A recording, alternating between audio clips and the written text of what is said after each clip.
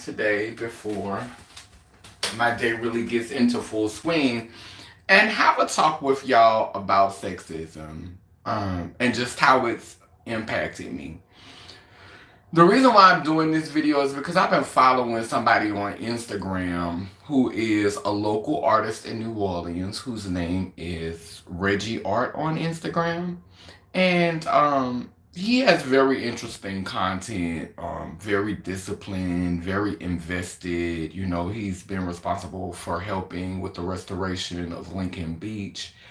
Um, yeah, he makes some amazing art, you know what I'm saying? And he has topics that get you engaged and get you, invested in a conversation.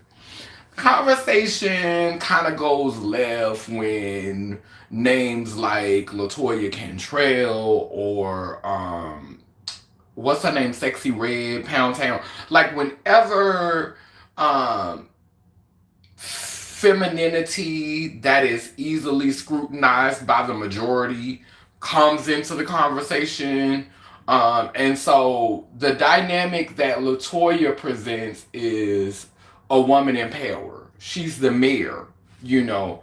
So this is we gonna scrutinize this because this is a woman who is in the highest office in the city. So yeah, we gonna have a conversation about her in the manosphere, and then individuals like Sexy Red, it's another power dynamic. It's like this power that has traditionally been relegated for men to have, being able to walk around with their shirts off and exude that sexual energy, to navigate from that space, to be able to talk about sex boldly and aggressively and not really get, too much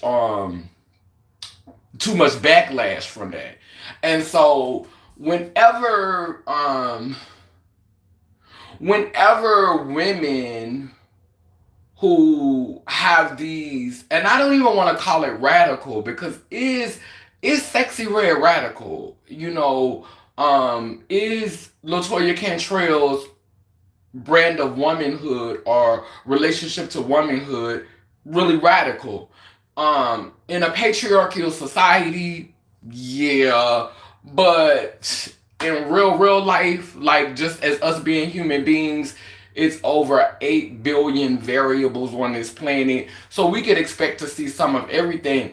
And what gets me is now we're in this space of every woman, like for example, a Sukiana, these girls who tend to push the limits with their sexuality, is like there's this voice in the community trying to make it like these are the sole avatars that represent blackness or represent womanhood when there's so many different varieties.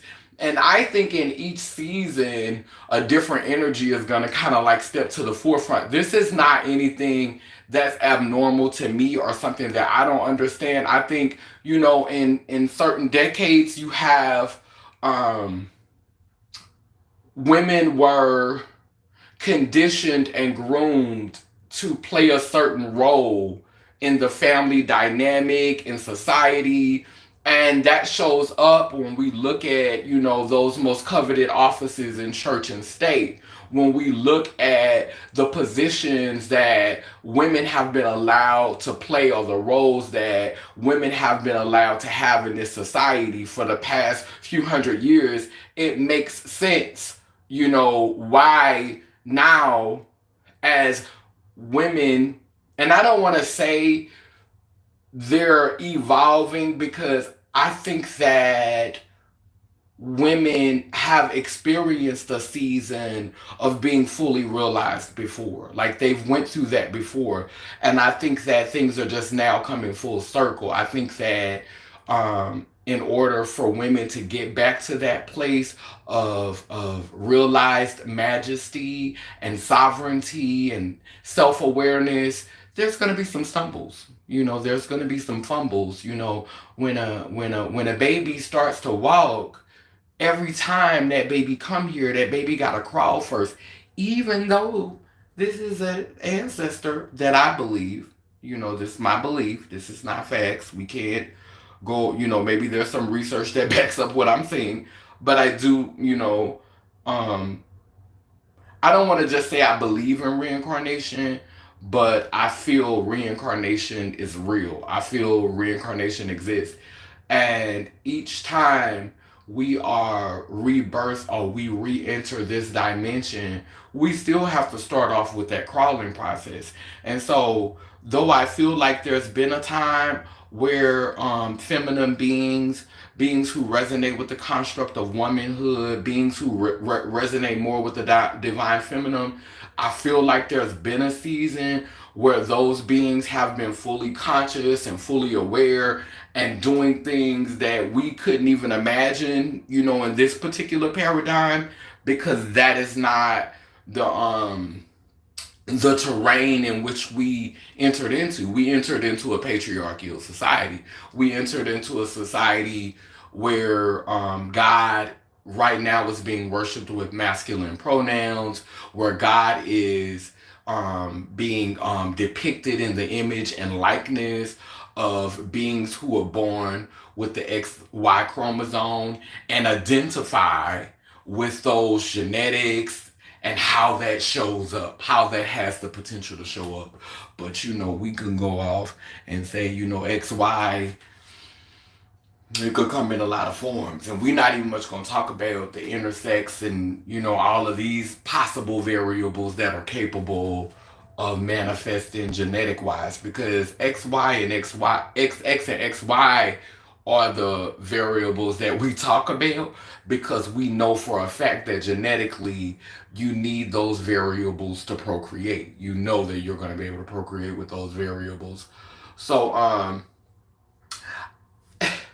when I see the issues that are going on in the world today in regards to how people are engaging with yeah, so I had to step away for a second. I had got a call. I'm back. So as it regards, the school system, because I want to bring in another perspective, because a lot of times in this binary, there's always this heterosexual cis woman or this heterosexual being who was born with a womb and identifies with the construct of womanhood. I got to spell it all the way out for y'all. And this being who was born with, a phallus and some testicles or some gonads, that's over here having a conversation, who identifies with the construct of manhood and resonates with that. But as a being who I would like to say is not that, and it's not that, I'm just right here. And I've been able to like when you are born with ovaries and fallopian tubes and breast, and you align with all of that in here, then you kind of are always experiencing life on the go. You're having the experience. You don't really get to be a spectator or really get to observe, because you fell right into your role. You fell right into your character. You put them shoes on and started running. You know what I'm saying? After you stumbled a couple of times, of course, but you put them shoes on and basically you started running. And over here with the man, with the one who identifies with them nuts, identifies with that phallus, identifies, with manhood, you basically just put them shoes on, stumble a couple of times, say, oh, but this feel right, I got this, blah, blah, blah, and you took the ground running. So I don't have either of these experiences. I don't. I don't have either of those. Neither of these are my narrative.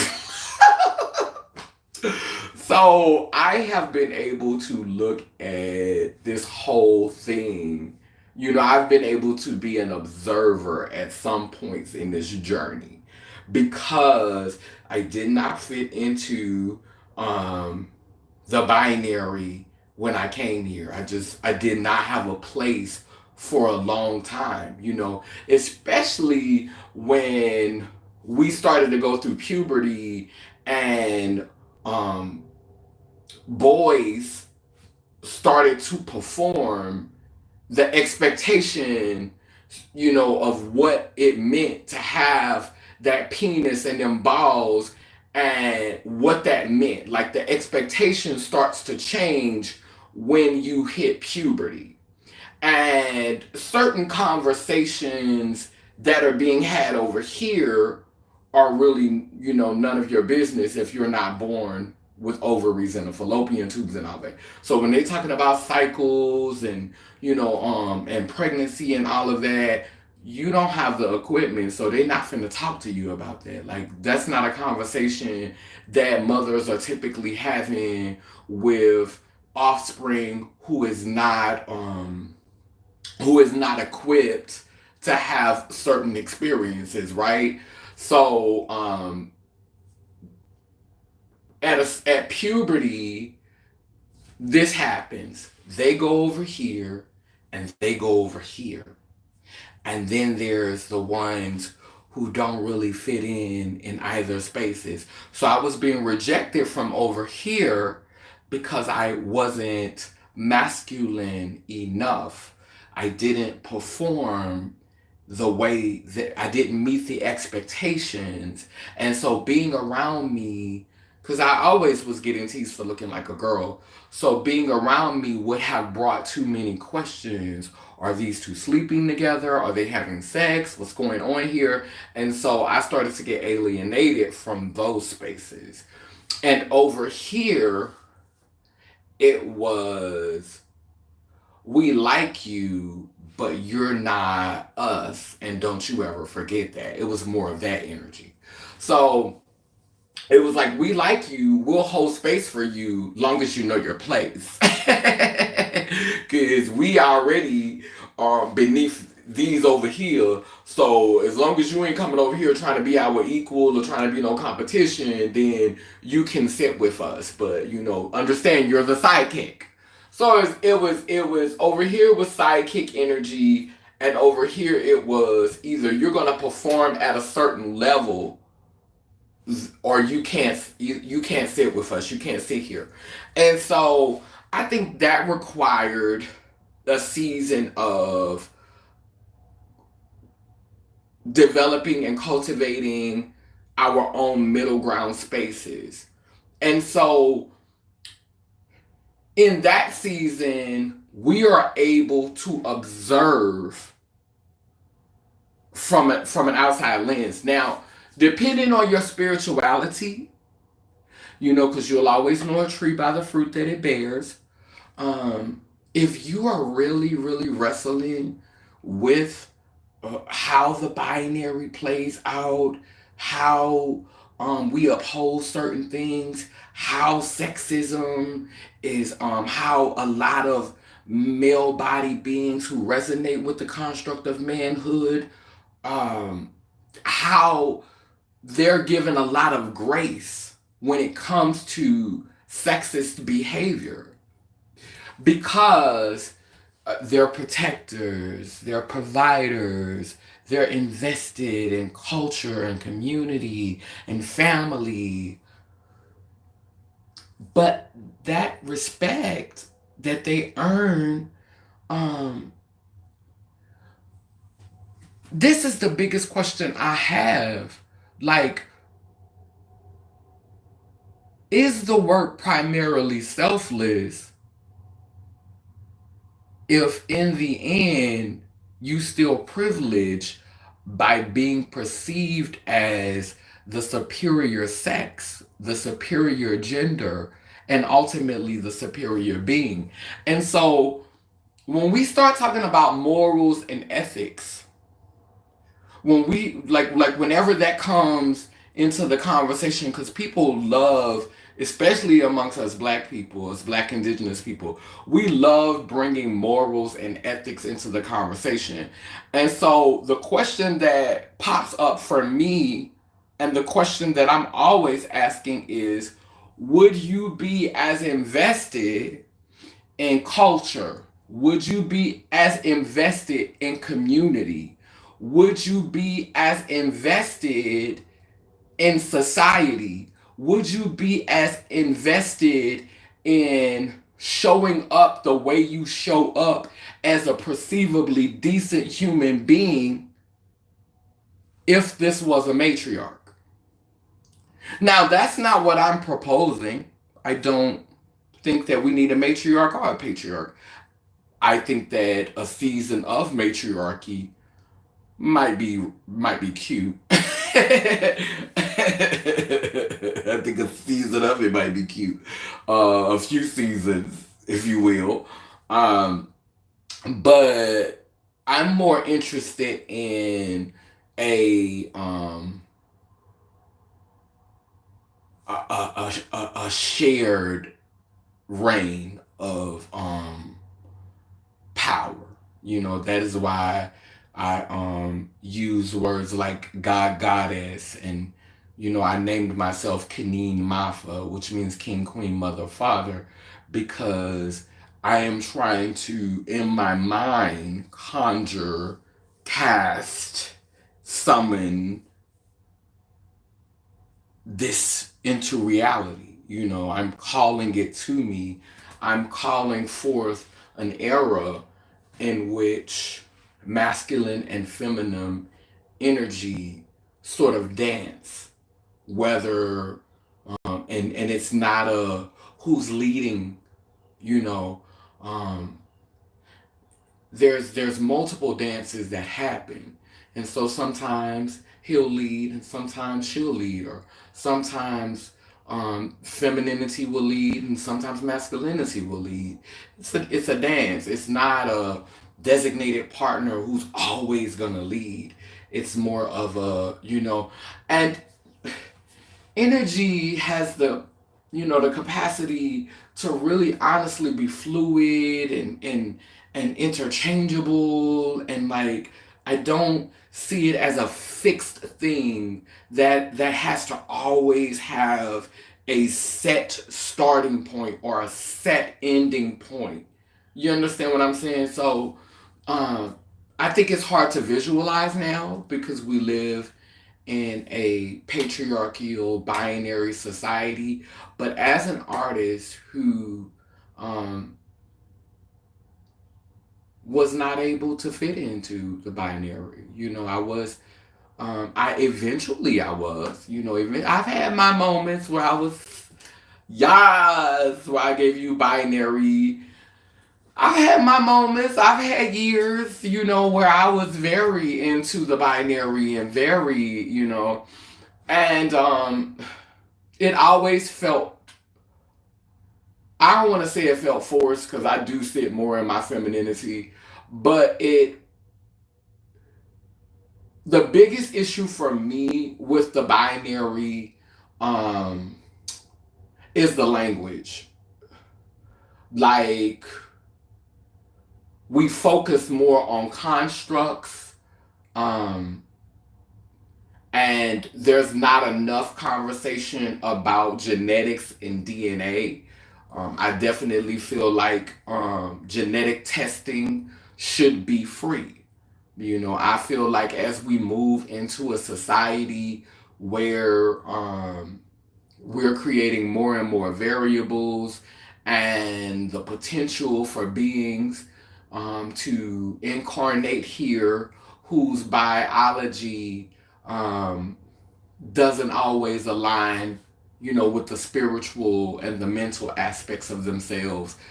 I think as we progress, um, genetic biology testing, so that we could, like, this is something that should be taught in school. This is something that we should have a doctor we could go to that could, that would run those tests and that would explain those tests to us, or like just someone who specializes in genetics and understanding our genetics. Like, I think there should definitely be a huger conversation around that. And I'm just shocked that I think that should be that should be a part of our basic access in our healthcare because, again, how many people are participating in society? We don't know. Like countless people. And it's over 8 billion variables on the planet that we know of. And so, like, at this point, I think genetic testing and biology testing should be a common thing. And all of us should be more knowledgeable about that because I think that our specific genetic codes and our specific DNA could communicate a lot of things to us, um, help us to understand some things on a spiritual and mental level. You know what I'm saying? If we were able to break down our genetics a little bit more thoroughly, you know. But I'm really honestly just like in this space where I'm not as angry with my brothers, with my male siblings for the sexist behavior, um, because I realize that a lot of it is just a product of the way society is set up. But does that mean that we're not going to have a conversation about it? Does that mean that we're not allowed to question certain things? We're not allowed to seek understanding in certain situations? Like, are we just supposed to continue to accept things as is and give you grace because for the most part you're a decent human being? But the question comes up again, would you be that human being if society did not center you and the construct of manhood and patriarchy? And so when you patronize beings who are born with wombs or beings who resonate more with womanhood, who are not this exemplary model of the construct that they are groomed to fit in, when you demonize them, when you call them out and when you hold them accountable, it's like I'm struggling with the lack of grace for individuals who are not meeting your expectation in a society that was not created to center them. In a society that was not designed to center or elevate them. And so when beings who are born XY and identify with manhood try to hold court on XX individuals, beings who identify with womanhood, beings who maneuver from that space, when you try to hold court on them, it just brings up questions for me because it's like you over here being self-righteous, but would you be the same person if society didn't didn't favor you? If you weren't at the top of the food chain, would you be this exceptional model of ethics and morals, that you often speak on in relation to those who have been named helpmates and counterparts and have been relegated to certain spaces and couldn't even vote at one time and pretty much have kind of had things mapped out for them by forefathers, you know like a lot of you. So I mean that's the question for me. Like at one time I didn't have the grace. I would, when you first wake up and you first become more aware or you first become more conscious of what's going on and the ways in which you support this logic, the ways in which you contribute to these ideologies, when you first become conscious about that, you know something. It's like you to learn a new word, and the communication doesn't always have grace. It doesn't always, it's not always said with thoughtfulness. It comes off a lot of times as arrogant. And that's another thing that triggers me about my brothers is that the communication is often very arrogant. It often comes from a place of entitlement. It often comes from that space. And as someone who has, had the opportunity to just really kind of like watch y'all moving over here and watch y'all moving over here. That's why when, biological womb bearers, or beings who identify with the construct of womanhood, they be like, you wanna be me, and you wish you could be me. That's why when they say stuff like that, I don't get offended no more. Cause no, I don't wanna be you. I'm not finna be around here talking about, thank you, Father. Oh, he did it. Oh, he saved me. Baby, that's a good man right there, Savannah. That's a good man. Now, I ain't gonna lie. If I get a good husband, I will honor him and celebrate him. But that's not my nature. Like, I'm just not born to. I was not I don't feel like I'm the real. I feel like we help each other. I'm not your real bone. I'm not. I'm not your helpmates. It's not like that. Like, we helping each other. We each other's helpmates. So I'm not you. I don't want to be you. I don't want to be that model. I'm not interested in being that model. But I do have my foremothers in me. They do live in me. I will never deny that. I will never deny that a lot of who I am comes from that essence in me. When I saw what y'all was doing over here, it felt too restrictive. Felt too much like a lie. Because I know too many of you that give the presentation look like the finest man on earth and will take a penis this big in your mouth and your booty hole and get out here and act like you King Cooper, and you would never. And it's not that you would take this big old dick in your mouth and ass. It's that you would get out here and act like you would never. That's the part that turns me off about the ones that was born with the penis and identify with the con. It's not that you like dick. It's not that you're attracted sexually to men.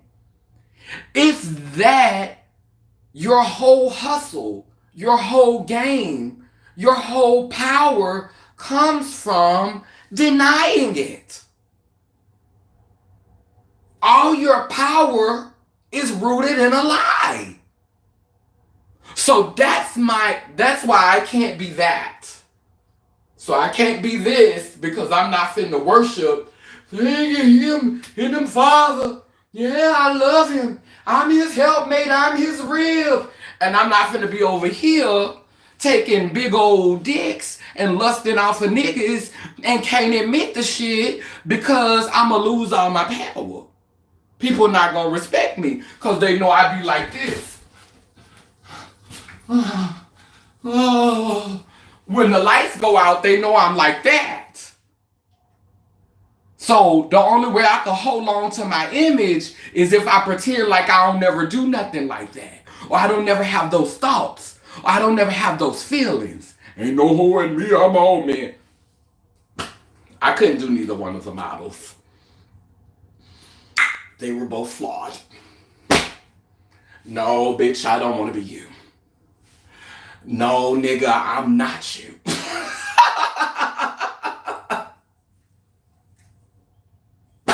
I'm not either one of y'all. So, that. But I have been paying attention to both of you. Been struggling with both of you. I didn't just put my shoes on and run. I laid back in the cut. And I was trying to work with you over here, and I still love you, and I still ride with you. I get you. I understand the struggle. I see what you've been going through. So I'm here for you. I got you. I'm with you. I ain't gonna let them talk crazy about you. You know what I'm saying? I got your back. And with you, it's like, wow, it's been real hard for you, huh? Having a whole lot of that together, huh? You done got to the point to where you scared to cry in front of people. You can't show no emotion. If you're showing any emotion, it's a sign of weakness. And it's just making you more and more, it's making you more and more fragile. Like you literally destroying yourself from the inside because you won't let that river run. Damn. My heart is like finally going out over here. Like I'm getting it. Like you really sacrificed a lot for this. And so I'm at an age of grace. I'm willing to have the conversation, willing to talk about it. We can use science. Like, I think that's where the LGBT community messes up.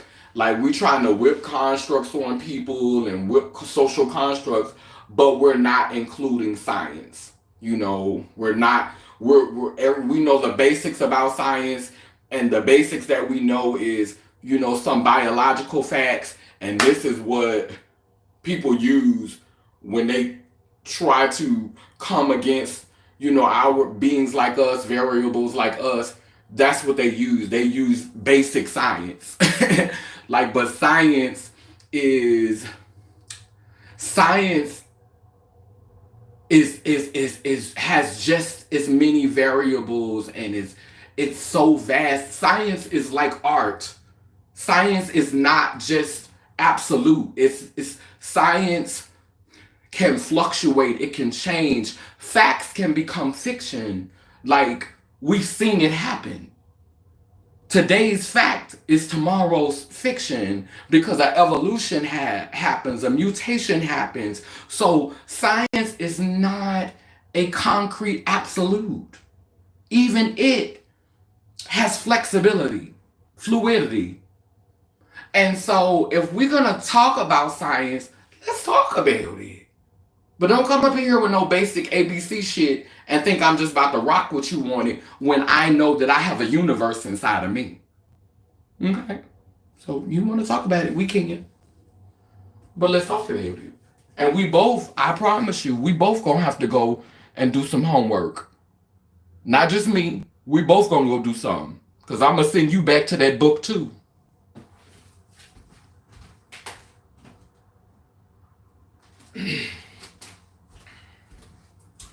My candle is already lit. Yesterday, who was rough toward the end of the day. I can't talk about it right now.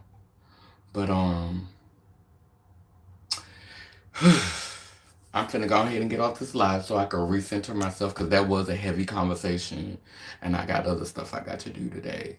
So let me get off this live, and I'm glad I got that out though because now I could come back because I was all over the place because this is the first time I've ever had to process a conversation at that magnitude, at that level. Y'all getting some y'all get some raw goodies. I was able to channel it though because I've been doing the work. So but yeah, so whoever was here, whoever the first people that was on, because I think like two people was on at one time. I think that this has been some soul work, you know, like this some soul work, and I'm happy that I was able to get this out, and so now I can continue to develop this conversation in my mind. I thought that it was thoughtful. I thought that it didn't show a lot of bias. It showed compassion. It showed capacity, you know, because I do want community. And I understand if I don't have concern, if I don't have compassion, and if I don't have capacity, if I don't have them three C's, concern, compassion, and capacity. Concern, compassion, and capacity. I can't have that fourth one, and that's community. Concern, compassion, and capacity creates community. That's the recipe. That's the spell. That's the equation for community. Concern, compassion, capacity creates community. Remember that. Remember that. Thank you, Rainbow Cunt. Danmanandara ku, it keeps spinning and turning, Iangani, Iyanko, Kalukalo, which means I am a child of God, Goddess. And if I am, you know you are. We light this candle on the spiritual plane to honor all the ancestors who are here, the ancestors who have come, and the ancestors who are coming. This represents the true Trinity. As I blow out this candle on the physical plane, it grows with a strength and an intensity on the spiritual plane, preparing us for those times that are now. I ain't gonna say to come because it's already here.